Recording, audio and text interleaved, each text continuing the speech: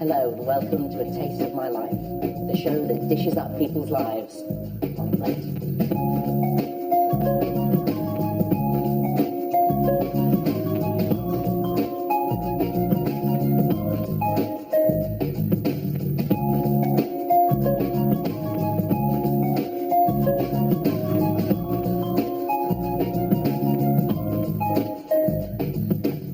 Food is an incredibly personal and revealing way of travelling back in time. Every single thing we eat and cook tells us something about who we are, which is why I'm going to be taking today's guest back down memory lane. Now, today's very special guest, his big breakthrough was playing a vile, out-of-work actor in a film that was to become an enormous cult classic. Look at that. Look at that. Accident, black spot. Retard accident. They're throwing themselves into the road gladly. In fact, there's no one best way to describe him other than unique, colourful, and more than a little eccentric. That's the right upbringing for Brad. Slice your loaf thinly and let your slices breathe.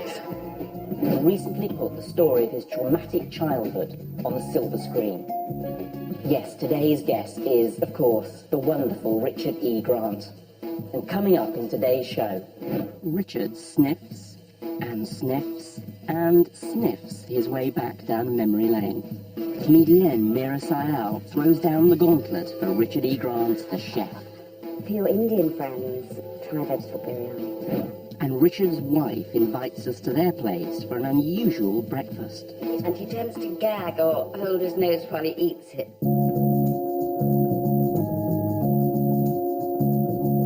Richard E. Grant, welcome to A Taste of My Life. Thank you, Nigel, for inviting me. Now, you were born in Swaziland, Right. and, I mean, was it a sort of very traditional colonial family? Yes, because the three B's, the three tenets of colonial life were boredom, booze, and bonking, of which my family was in the front of the queue for that. I mean, Mum cooked at home, or No. who cooked? Oh, no. We had servants. You had servants. Yep, we did. You know, the colonial shame of, you live as a colonialist in a very sort of feudal 19th century kind of way.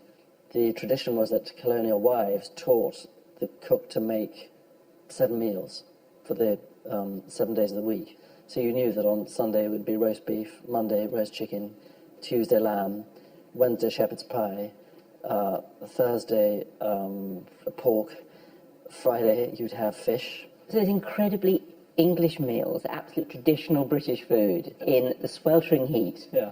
being cooked by somebody who actually, it was quite alien food to them. Completely alien food. Are there any particular dishes that you sort of remember? I suppose with a sort of fondness that, if you taste them or if you smell them again, they might actually take you back there. Shepherd's pie, just very traditional things, really. It's nursery food, it's traditional nursery food, and it's what I call proper food. That's called food. And what do you make the meat base out of? Well, I was told lamb for shepherd's pie. Right. And then cottage pie was beef. Because if you could afford the cottage, you could afford beef. That was the idea. The knack to my shepherd's pie is in preparing the filling. Take your time and let the meat cook slowly for maximum flavour. So I make a shepherd's pie that is slightly different, because I sometimes put parsnip in the mash with the potato and just, so it's more or less the same, but it's even more sort of wintry and British.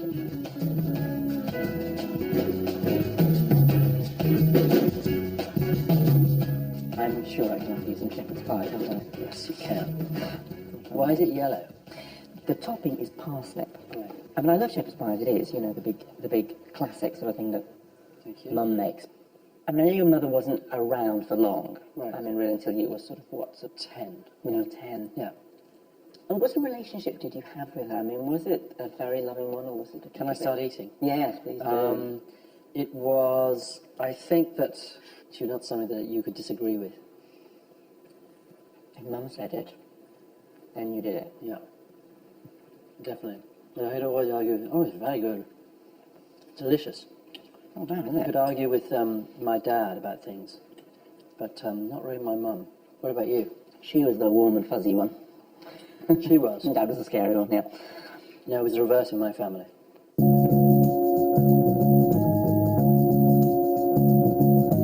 I've written and directed a film about my growing up years called Wawa, set at the end of the 60s, in which the first scene is me waking up at the age of 10 on the back seat of a car, inadvertently witnessing my mother bonking my father's best friend. So they then had a very, very acrimonious divorce, and that really plunged my father into chronic alcoholism. He became an extremely abusive and violent alcoholic by night, whilst being incredibly charming and provocative and funny and witty by day. And there's a scene in the middle of the film where, and Gabriel Byrne plays him in the film absolutely brilliantly, I emptied a crate of his Scotch whiskey out because I thought, well, this would at least get rid of the stash in the house. And he took a gun to my head, missed, and then turned it on himself, missed again, passed out, blacked out. Next day had no memory whatsoever, and then suffered terrible remorse. So I think that if you see somebody under the influence of whatever drug they're on, you know that that is not who they really are, so you forgive everything. But the awful thing with that is that, and I suppose it's the perfect psychological background to be an actor, is that when he was drunk, he would say the most terrible things. And when you get a critical drubbing, and somebody says, well, you're all these things, it reminds you of all of that. It's almost as though it's a self-fulfilling prophecy. You say, well, he was right, because that's what he said to me when I was 15. And when you read it in the critics, you think, oh, well, they obviously know something that he knew too. What about puddings? Was there any pudding? Rhubarb crumble, yeah. Rhubarb crumble, apple crumble, yeah, all of those things. The secret to a good rhubarb crumble is that there should be nothing flashy about it. It's just a strange picture, I'm getting though, of this totally different climates and different life. And everyone's sitting around eating northern stodge. Yeah, subtropical on Christmas Day, and people would be very drunk by the time the Queen's speech came on the radio, hot turkey and all of that, and sweltering heat.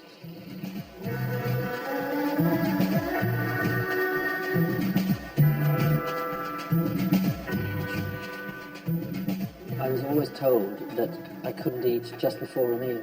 And so one of the great things about being an adult is that I just eat all day long whenever I can. Oh, that smells fantastic. Can the viewers see how delicious this is? You know, it's true, I love tropical fruits because I never had them. Thank you, that's great. I never had them. I didn't see a mango till I was about... Thank you. Are you saying that you had a deprived childhood? No, I just didn't see a mango. I mean, a lot happened emotionally in a very few years. In a way, that could have upset you so much. That should be a twitching mess. Yes. Well, And that simply hasn't happened. Well, I was angry for a long time. Yeah. And then I went to a brilliant psychoanalyst when I was 42 for 18 months, because I said all my roadmaps were all messed up. And he fixed me up.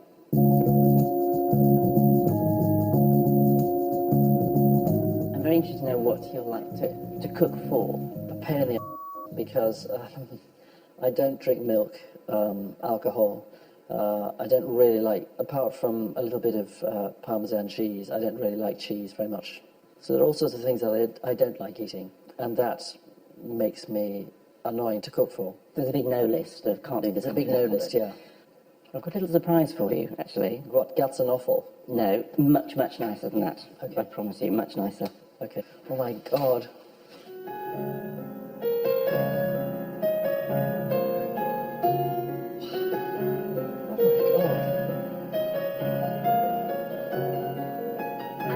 Richard's breakfast, and he eats the same thing every morning, winter or summer. He eats porridge because it keeps him going. He's a really quirky eater, so he has a small amount of porridge to get the bowels going. He actually absolutely hates it. He detests it, so he has nuts and raisins in his porridge. So he's got quite a strong sense of smell. And he tends to gag or hold his nose while he eats it. It takes about 2 minutes. I put it on my larder. So it's pretty basic, it's pretty peasant food. So it's going to be ready in just a minute. So he has some fresh fruit, like stewed apricots, or he hates prunes.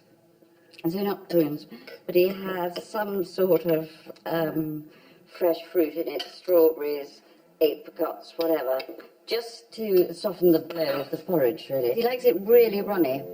If I make it too thick, he dilutes it with more juice, not water. Very famously sticks his nose in everything he eats. And he has actually in the past, he's had his face pushed into food by surprised people, or people look at him rather worried often when we go out to dinner because they worry in case he thinks their food is off. I think the sense of smell is the most important thing to him because he says, you know, it brings up all the memories of everything. And it's true, instantly you smell something, you're immediately taken back to a place. Right, so that's it. And then, on top of that, this is why no milk, I suppose, but on top of that, he has cranberry juice. So that's basically what it looks like. And Richard would eat his breakfast over here. It looks a bit like vomit, doesn't it? So this is where he eats his breakfast on the kitchen. How do you bribe her to get in the house? I'm amazed she let you That's in. what he likes. I think it'll be a big surprise that I've let anybody into the home, actually, apart from anything else. But he's eaten his porridge in front of other people. But I think he'd be surprised to see breakfast, definitely. Richard, just make sure you eat whatever Nigel serves up. And also, just I beg you, as I do every single day, please don't eat too quickly.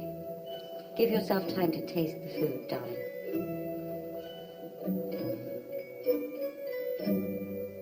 23 years she's put up with me. Really, it's a miracle. I can't believe I'm sitting here watching my wife having cooked breakfast on your show. This is what you've reproduced here. So this is exactly it. Oats and your beloved raisins. Yeah, raisins. Make everything go down. And cranberry juice. Yeah. Now, I love porridge, but I like my porridge, I have to say, oats and water. It's revolting. Why do you say it's revolting? Because It isn't, it's not. I've got used to it. I really, I enjoy being married and having found the right person enormously. It's the most important thing in my whole life. Still to come on A Taste of My Life, Richard and I grapple with a tasty challenge from comedian and friend Mira Sayal. Every Indian in the land will be rolling over, going, They were those stupid bargees. friends Penny Smith and author Kathy Lett serve up some funny dishes. And look what I'm serving up tonight. And over an opulent final feast, Richard tells us how his film Wawa brought his mother back into his life. As a result of doing this, it's brought about a great reconciliation with my mother.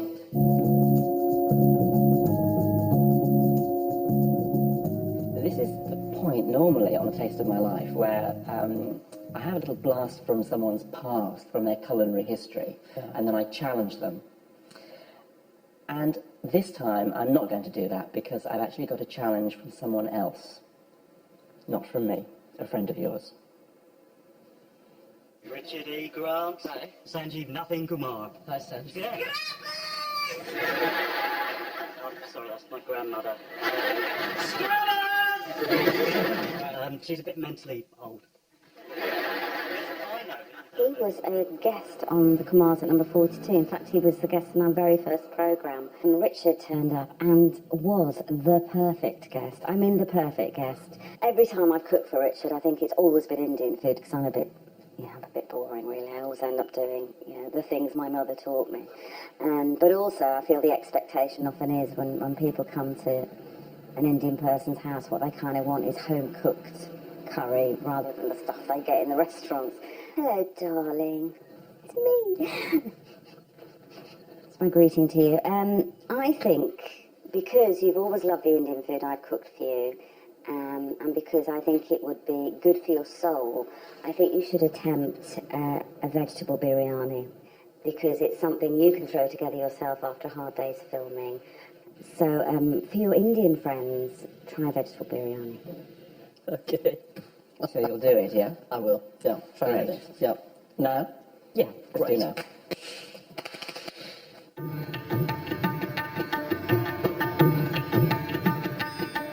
don't know what Mira would think of this. I mean, having said to you, go and make biryani, Yeah. I wonder what she'd make. I wonder what she'll make of it. Or she'll be lying on her sofa with her legs up at the ceiling, laughing at us. Just getting it so wrong. Yeah, getting it so wrong.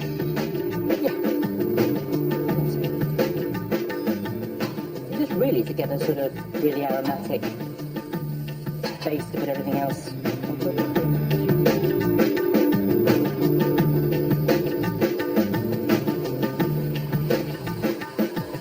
She's not looking anyway. Indian risotto, cooked by two white boys. Good. It's paneer. I don't know this at all. Never cooked with this. Just leave it. Yeah, the rice will absorb the water. That doesn't look like any Indian food that I've ever eaten before. Does it you? Give it a little while and it will. It smells good. It does smell good, doesn't it? Yeah, it does. This stuff is not melting. It's something. Look, it's something. No, it's bouncing. It's not softening at all. Suspicious of white human things. Every Indian in the land will be rolling over, going, They will. those stupid bargees, laughing, horrified. Yeah. So now, the moment of truth. Okay. Let's smell that. Pretty good, Mira. Should be here, my darling. Voila.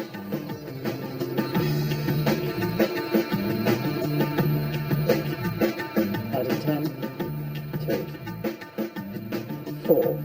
Mira, I'm coming around to your house. We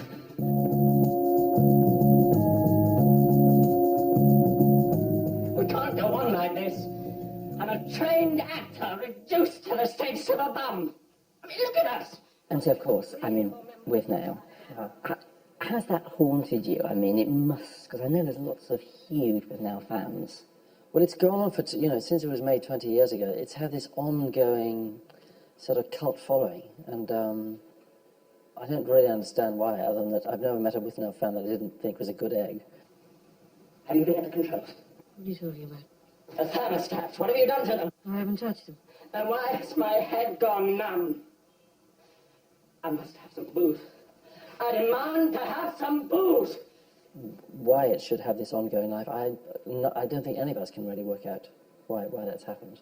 But it's one of those films that people actually quote huge chunks of. I mean, they adore it. Yeah, it has great dialogue. Yeah, it is very quotable. Do you use that a lot? Yeah, I do. Yeah, are you one of those people who likes particular dishes in particular restaurants? Yeah. And like a pony to the carrot or the donkey or whatever, I will go and eat those same things over and over and over again. I know you like quite hot food, and I've heard about this peri-peri prawns that... Yeah, but I have to qualify that. I like it not too hot. So, I'm making a mild peri-peri for Richard. I always use raw grey prawns. They're much juicier than the pink pre-cooked ones. Mozambique was the adjacent country to Swaziland. But the food is very, very spicy. Yeah, so it was, Portuguese colonial food, and eating prawns there in great piles of them was, and lightly peri-peri, was a great treat, always.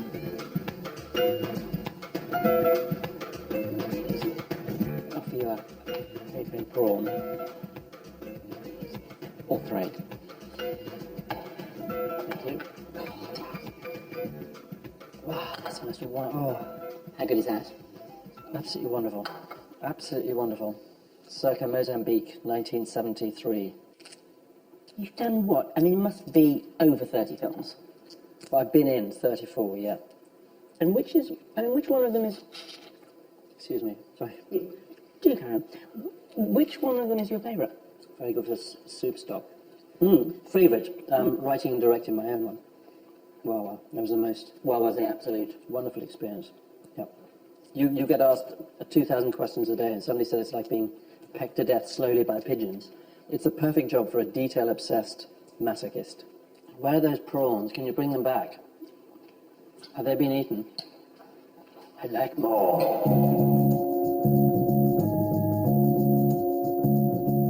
A lot of your friends, I've noticed, they seem to actually be women. You seem to have an affinity for drawing in sort of, close female friends. Yeah, the majority of my friends are women. Yeah, always have been. Why is that? It's funny, isn't it? I think because I have so many female hormones. I like yakking. Well, we've actually managed to track down some of your close female friends, and they've actually got a little message for you. God. I'm just going to cook a really easy onion, tomato and basil spaghetti. Every time that I see Richard when we go out for lunch or dinner, he always seems to eat spaghetti. Richard E. Grant, I mean, if you were an alien and I needed to describe Richard E. Grant, I would say short, fat, very hairy, with a strange habit of sniffing. I met him at a supermarket in Penge. He was buying some beef burgers and oven chips for Joan, Oily and him, and yeah, it was amazing. Bumped into him in the car park, obviously. He was awash with Pringles and nasty salty snacks. I'm joking. But funny enough, met him in Barbados. And obviously the first thing I noticed about Richard was his Speedos. And funnily enough, after that holiday, I don't think he wore them anymore. Can you smell this, Richard? And we've got a bit of this going in as well. Now, I've been assured this is organic. Yes, he has a unique quality, all right. I think the Speedos says it all, doesn't it, really? Yes. Proper old boot. Richard, he's very, very dull. Whenever I go out, I always say to Joan, his lovely wife, just put this far away from Richard if possible, because he's so boring. He's got nothing to talk about, and he never, ever, ever gossips.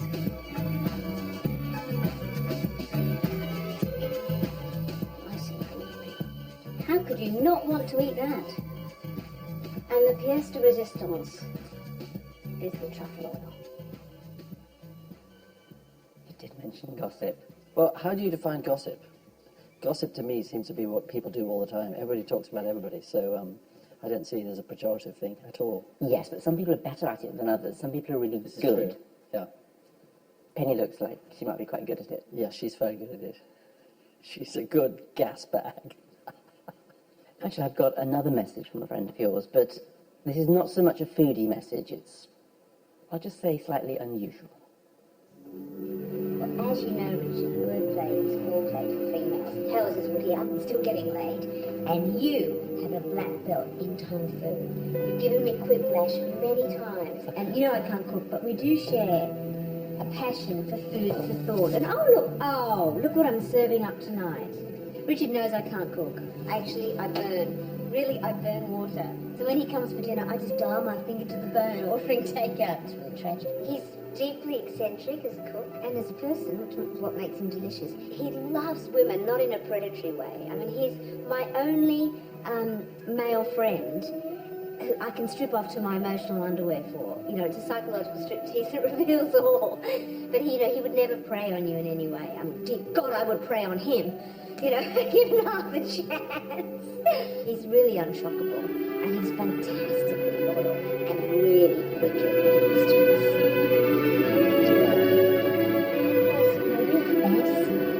Really like to give that to is myself, naked, on a bed of lettuce.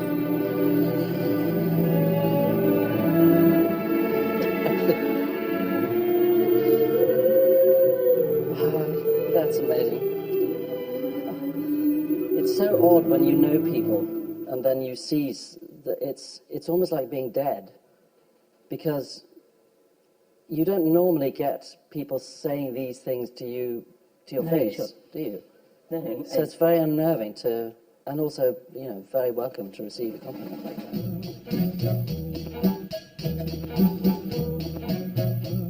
Hey, turning over. Over, ready to rock. Danny Craddock. Hello, Johnny. Hello, Johnny.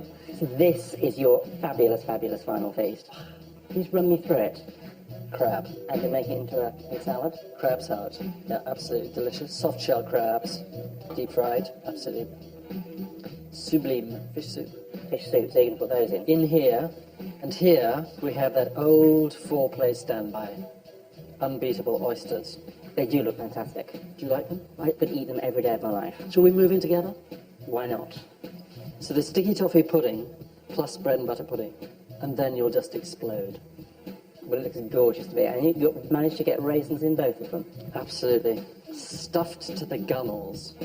Should I do it like that? You can do it with your hands. I'd love to do it with your hands. So tell me, you know when you were, when you decided to do the Wild Wild Hours, Yeah. it's a very, very personal journey, isn't it? Well, I reckoned on that rather than looking back in anger, looking back with compassion on your past to try and understand why, what, where and how things happened as they did. And as a result of doing this, it's brought about a great reconciliation with my mother. So After all those years? yeah, so it's been really good. That sounding like Oprah Winfrey, Jerry Springer Slater here. It's just a way of saying, this happened to me, and realise that addiction, adultery, divorce, amateur dramatics, acne, first love, lost love, unrequited love, love of a lost one, all those things happen to most people, including you, which I know they have done. Nigel and Richard, welcome to our show. And a happy Christmas to all of you lovely viewers. God, that looks fantastic. God, that's so good. I like a rustic fish soup. Looks it rustic and fishy. And this is Richard E. Grant's final feast. A fish soup, oysters, a crab salad, whole fried soft-shelled crab, and a bread and butter pudding. We should break bread together. Isn't that the way that you do it? Like a Christmas cracker. What next? What's the future hold for Richard E. Grant? More eating, and hopefully to write and direct some more flicks and act in them too. Do you have a wish to go with your final feast? Do I have a wish? Yes. Yeah. I want to live in good health till I'm at least 120, so that I don't miss out on what's going on.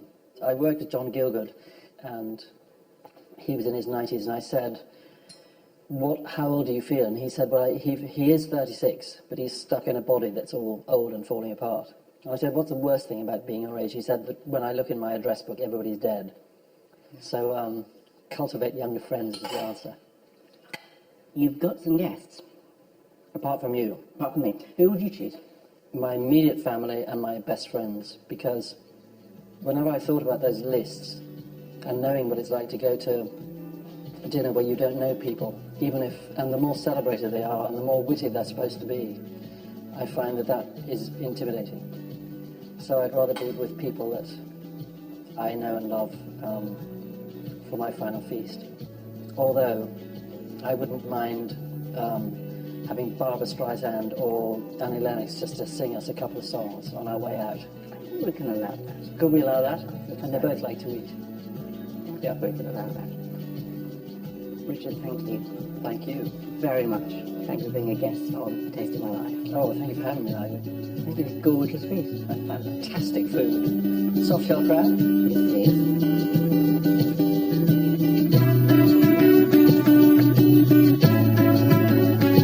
Taste of Thai and the Mediterranean. Next on BBC Two, there's actresses from Hollyoaks join Ainsley for Ready Steady Cook. And why do you think right now that they're